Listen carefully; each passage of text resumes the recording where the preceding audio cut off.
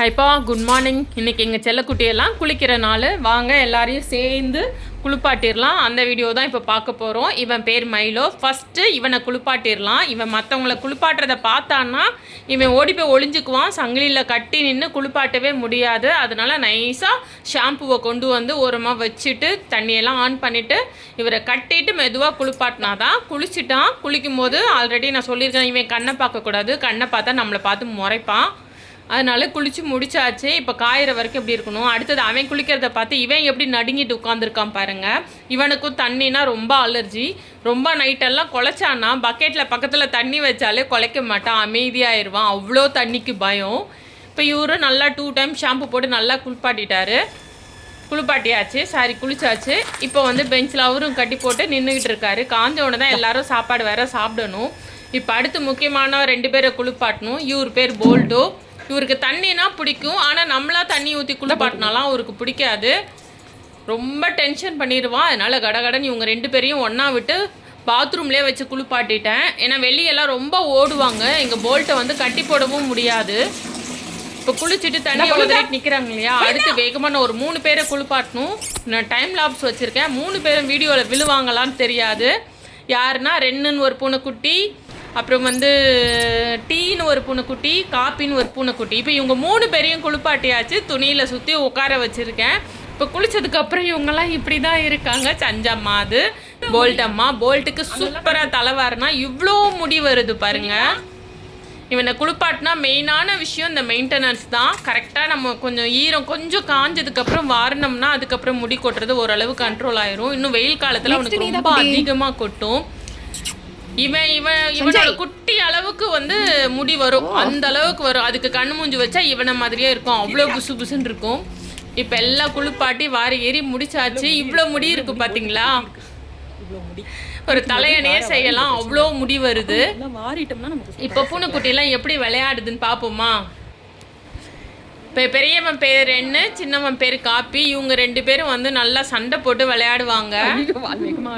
குறுமுகில்களை சிறுமுகைகளில் யார் தூவினார், மழை கொண்டு கவிதை தீட்டினார், இளம் பிறையின இதழிடையினில் யார் சூட்டினார், சிரித்திடும் சிலையை காட்டினார்.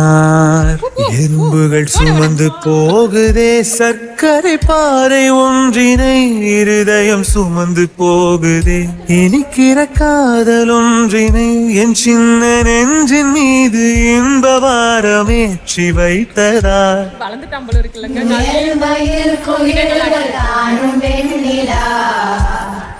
வானோடு தீட்டி வைத்ததா, தரை இறங்கி வந்து ஆடுகின்றதே, நிலாவை கூட்டி வந்ததா.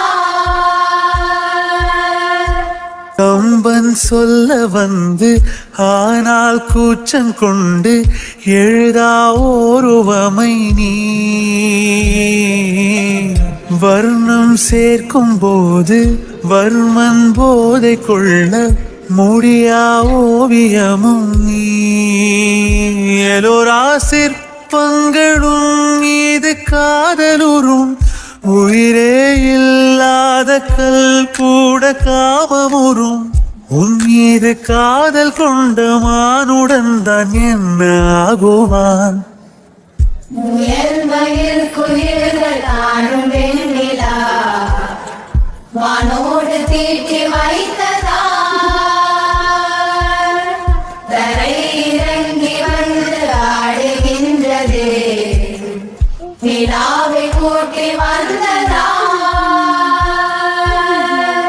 உடையால் மூடி வைத்தும் இமைகள் சாத்தி வைத்தும் அழகால் என்னை கொள்கிறாய். அருவிக்கால்கள் கொண்டு ஓடு இடையென்றாகி கடலாய் நெஞ்சம் கொள்கிறாய்.